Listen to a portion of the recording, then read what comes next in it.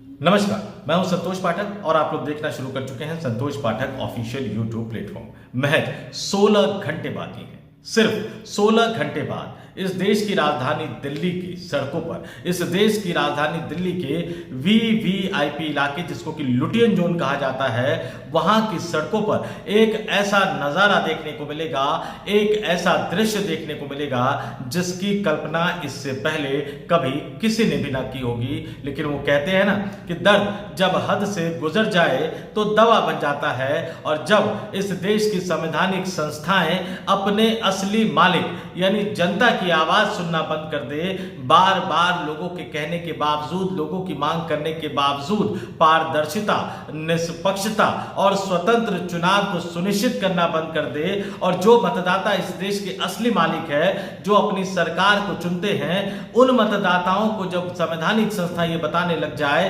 कि तुम वोट करने के लायक नहीं हो, 65 लाख लोगों के नाम मैंने काट दिए हैं, लेकिन मैंने जिनके नाम काटे उनकी लिस्ट में नहीं दूंगा, और जिनके नाम मैंने काटे उनको यह भी नहीं बताऊंगा कि मैंने तुम्हारे नाम क्यों काटे हैं, तब इस देश के राजनीतिक दलों को, इस देश की जनता को सड़कों पर उतरना ही पड़ता है। तो 16 घंटे बाद क्या होने वाला है, 16 घंटे बाद क्या हल्ला बोल का कार्यक्रम होने वाला है, इसकी जानकारी इस वीडियो में, इस स्टोरी में मैं आपके सामने रखूंगा।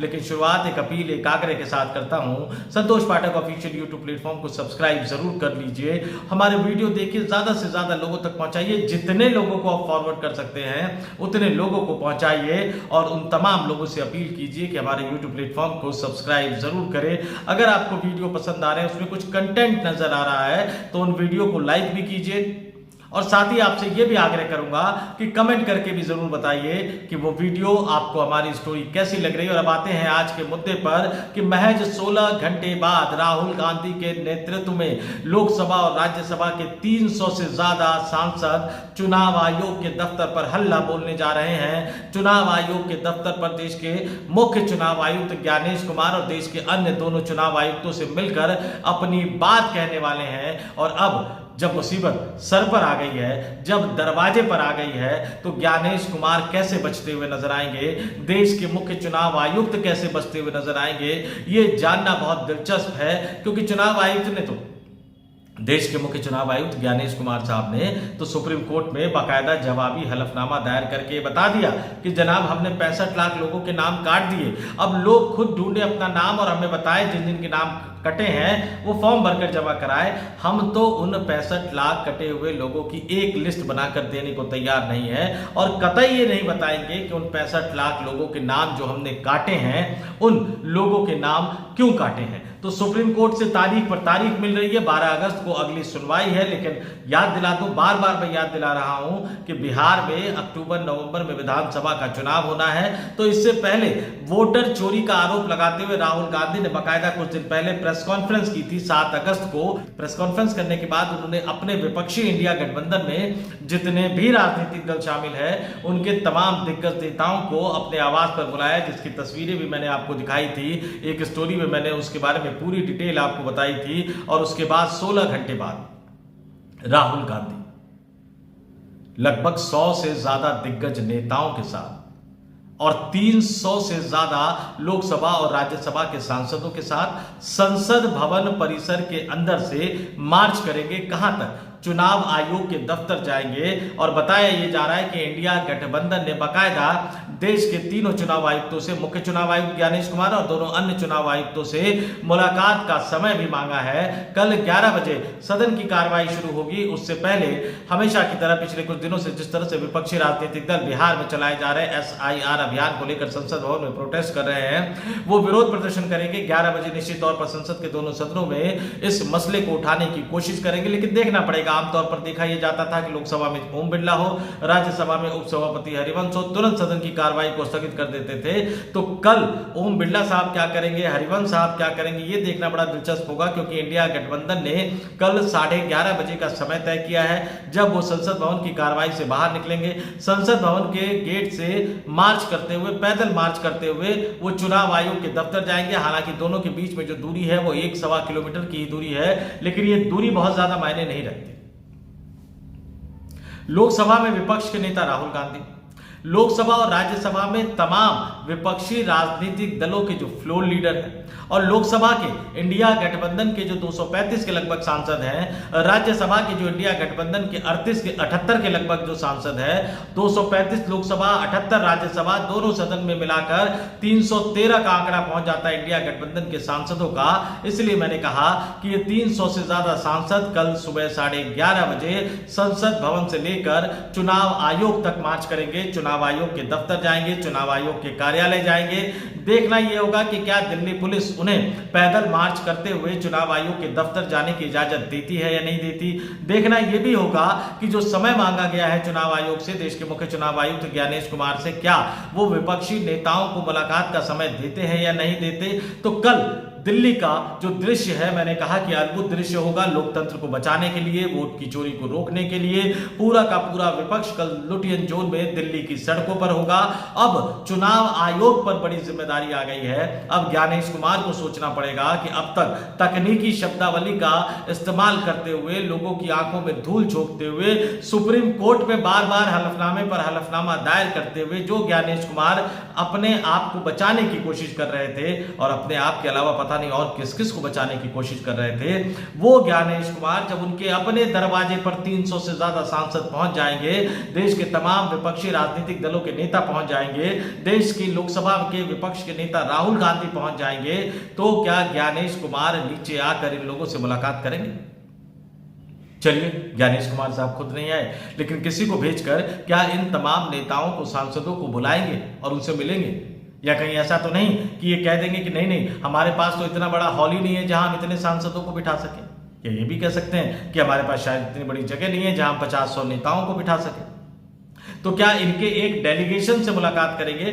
क्या होगा कल दिल्ली की सड़कों पर? क्या होगा चुनाव आयोग के दफ्तर पर? क्या होगा चुनाव आयोग के कार्यालय पर? यह फिलहाल कह पाना उतना आसान नहीं है, लेकिन यह तय मानकर चलिए कि कल का दिन भारत के लोकतंत्र के इतिहास में एक बहुत ही महत्वपूर्ण दिन बनने वाला है। 11 अगस्त की यह तारीख तमाम लोग याद रखेंगे कि चुनाव आयोग से बार बार पारदर्शिता बरतने की गुहार लगाने के बावजूद, वोटर लिस्ट की गड़बड़ियों को दूर करने की गुहार लगाने के बावजूद, सुप्रीम कोर्ट में एसआईआर को लेकर चल रहे मामले में सुप्रीम कोर्ट द्वारा कई बार दिए गए सलाह को चुनाव आयोग द्वारा नकारे जाने के बाद विपक्षी राजनीतिक दलों के नेता लोकसभा और राज्यसभा के 300 से ज्यादा सांसदों को किस तरह से 11 अगस्त को सुबह 11:30 बजे दिल्ली की सड़कों पर उतरना पड़ा, संसद भवन से लेकर उन्हें चुनाव आयोग के दफ्तर तक मार्च करना पड़ा। और इस बीच जैसा कि मैंने कहा कि राहुल गांधी ने इस अभियान से इस देश की जनता को जोड़ने का पूरा एक विस्तृत प्लान बना लिया है। कल शाम को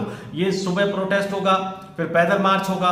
कल शाम को 4:30 बजे राहुल गांधी ने कांग्रेस के तमाम प्रदेश प्रभारियों की, तमाम फ्रंटल जो ऑर्गेनाइजेशन है उनके अध्यक्षों की और तमाम राष्ट्रीय पदाधिकारियों की बैठक बुला ली है, जिसमें इस पूरे अभियान का मतलब पूरे देश भर में किस तरह से चुनाव आयोग के दफ्तर पर जाकर चुनाव आयोग को घेरा जाए, वोट चोरी के अभियान को लेकर किस तरह से देशव्यापी मुद्दा बनाया जाए, किस तरह से देश की जनता को इस अभियान के साथ जोड़ने की कोशिश की जाए, इसका पूरा खाका तैयार किया जाएगा। कांग्रेस पार्टी के तमाम कार्यकर्ता पहले से ही देश के अलग अलग राज्यों में चुनाव आयोग के दफ्तर पर प्रोटेस्ट कर रहे हैं, अलग अलग राज्यों में अलग अलग जगहों पर प्रोटेस्ट कर रहे हैं और जनता को किस तरह से जोड़ा जाए इसको लेकर अपने पार्टी नेताओं के साथ बैठक करने से पहले राहुल गांधी ने वोट चोरी का एक बार फिर से आरोप लगाते हुए एक वेबसाइट लॉन्च कर दिया है, यह नया अभियान शुरू कर दिया है और उन्होंने देश की जनता से इस अभियान के साथ जुड़ने की अपील भी की है। उन्होंने वेबसाइट तो लॉन्च की और साथ ही लोगों से यह भी अपील की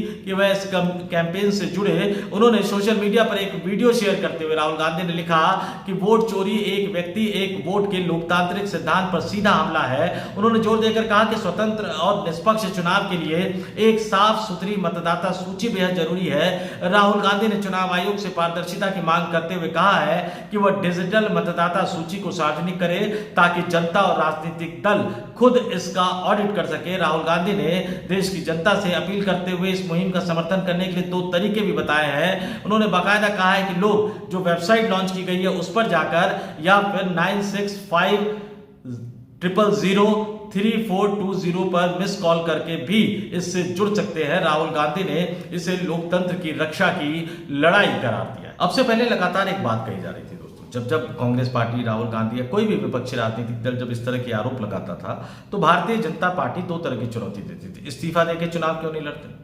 जनता के बीच में क्यों नहीं जाते, जनता तो चुनाव दर चुनाव जिता रही है। लेकिन राहुल गांधी ने सिर्फ एक लोकसभा का सैंपल साइज सामने रखकर ये बता दिया कि लोकसभा चुनाव में किस तरह से वोटर लिस्ट में गड़बड़ी कर चुनाव जीता गया। राहुल गांधी सीधे सीधे ये कह चुके हैं कि 20 से 25 सीटों पर जो गड़बड़ी की गई, अगर वो गड़बड़ी ना की जाती तो नरेंद्र मोदी 2024 में फिर से प्रधानमंत्री नहीं बनते। राहुल गांधी ये साफ साफ कह चुके हैं कि 25 सीट ऐसी थी, मैं फिर से दोहरा देता हूं, 25 सीट ऐसी थी जिस पर जीत हार का अंतर 35,000 से कम वोटों का था। और कर्नाटक की लोकसभा का जिक्र उन्होंने किया कि किस तरह से कितने वोट बढ़ाए गए और बाद में कई तरह की चीजें निकलकर सामने आ रही है। तो 240 सीट जो भारतीय जनता पार्टी जीती, अगर उसमें से इस 25 सीट को माइनस कर दिया जाए तो 215। क्या भारतीय जनता पार्टी की सरकार बन सकती थी 215 सीट पर? और अभी बिहार में जिस तरह से एसआईआर के बाद जो आया है कि कई लाख मतदाताओं के घरों के नंबर है 0, 00, 000, इस तरह से मतदाताओं के घरों के नंबर लिखे गए, कोई भी देखेगा तो उसको साफ साफ नजर आ जाएगा कि वोटर लिस्ट को तैयार करने में गड़बड़ी की गई है। बिहार में एसआईआर अभियान में गड़बड़ी की गई है, बड़े पैमाने पर मतदाताओं के नाम काटे जा रहे हैं। और जब इस तरह की शिकायतें आती हैं, जब इस तरह की शिकायतें विपक्षी नेताओं की तरफ से आती है, तो चुनाव आयोग बाकायदा इसकी जांच करवाकर दूध का दूध पानी करने की बजाय कहता है कि शपथ पत्र पर दो। कोई आपको बता रहा है कि चुनाव आयोग साहब आप ढंग से काम नहीं कर रहे हैं, ये गड़बड़ियां हैं, तुरंत उस गड़बड़ियों को दूर करने की बजाय आप तकनीकी मुद्दों में उसको उलझाते हुए नजर आते हैं। इसलिए चुनाव आयोग की, इसलिए ज्ञानेश कुमार साहब की मंशा पर सवाल उठ रहे हैं। इससे पहले राजीव कुमार साहब की मंशा पर भी लगातार सवाल उठ रहे थे। राजीव कुमार साहब इसी साल 18 फरवरी को रिटायर हो गए। उसके बाद ज्ञानेश कुमार साहब ने 19 फरवरी 2025 को भारत के 26वें मुख्य चुनाव आयुक्त के रूप में कार्यभार संभाला। ये आईएएस अधिकारी है, 1988 बैच के केरल कैडर के आईएएस अधिकारी है। उम्मीद ये की गई थी कि राजीव कुमार के बाद जब ज्ञानेश कुमार आएंगे तो निश्चित तौर पर चुनावी प्रक्रिया में जो खामियां आ गई हैं, चुनावी प्रक्रिया में जो दिक्कतें आ गई हैं, उन दिक्कतों को दूर करने की कोशिश करेंगे। लेकिन बजाय उन दिक्कतों के दूर करने के, चुनावी प्रक्रिया को निष्पक्ष और पारदर्शी बनाने के, ज्ञानेश कुमार नेताओं को ही धमकाते हुए एक तरह से नजर आ रहे हैं। और इसीलिए अब राहुल गांधी समेत इंडिया गठबंधन के तमाम नेताओं ने सड़क पर उतरने का फैसला कर लिया है। तो इंतजार करते हैं 16 घंटे बाद कल सुबह 11:30 बजे संसद भवन से लेकर चुनाव आयोग के दफ्तर तक क्या कुछ होने जा रहा है और चुनाव आयोग के दफ्तर पर क्या कुछ होगा। अब तक ज्ञानेश कुमार छोटे छोटे अधिकारियों को आगे करके पल्ला झाड़ते हुए नजर आते थे। अब ये नेता लोकतंत्र की आवाज लेकर उनके दरवाजे पर पहुंच गए हैं। अब ज्ञानेश कुमार कहां मुंह दिखाएंगे, ज्ञानेश कुमार कब तक बच पाएंगे? तो इस वीडियो में इतना ही। जाते जाते आपसे अपील करूंगा, आग्रह करूंगा कि विपक्षी सांसदों के इस पैदल मार्च को लेकर आपका क्या मानना है, कमेंट करके जरूर बताइएगा। और ज्ञानेश कुमार की भूमिका, चुनाव आयोग की भूमिका, देश के मुख्य चुनाव आयुक्तों की भूमिका और चुनाव आयुक्तों की नियुक्ति में सुप्रीम कोर्ट के मुख्य न्यायाधीश को निकालकर गृह मंत्री को इंक्लूड करने जैसे फैसलों को आप किस नजरिए से, किस प्रकार से देखते हैं? अपनी निष्पक्ष राय से हमें अवगत कराइएगा कि क्या वाकई वोटों की चोरी हो रही है, क्या वाकई चुनाव आयोग स्वतंत्र, निष्पक्ष एवं पारदर्शी चुनाव कराने की अपनी जिम्मेदारी से पल्ला झाड़ रहा है, या फिर इंडिया गठबंधन जो आरोप लगा रहा है उन आरोपों में कोई दम नहीं है। सच क्या है, इस देश की जनता होने के नाते आप कमेंट करके जरूर बताइएगा। तो इस वीडियो में इतना ही। मुझे यानी संतोष पाठक को दीजिए इजाजत। जाते जाते फिर आपसे अपील, आग्रह, वीडियो पसंद आया तो लाइक कीजिए, शेयर कीजिए, ज्यादा से ज्यादा लोगों तक पहुंचाइए, कमेंट भी जरूर कीजिए और हाँ, संतोष पाठक ऑफिशियल यूट्यूब प्लेटफॉर्म को सब्सक्राइब जरूर कीजिएगा। नमस्कार।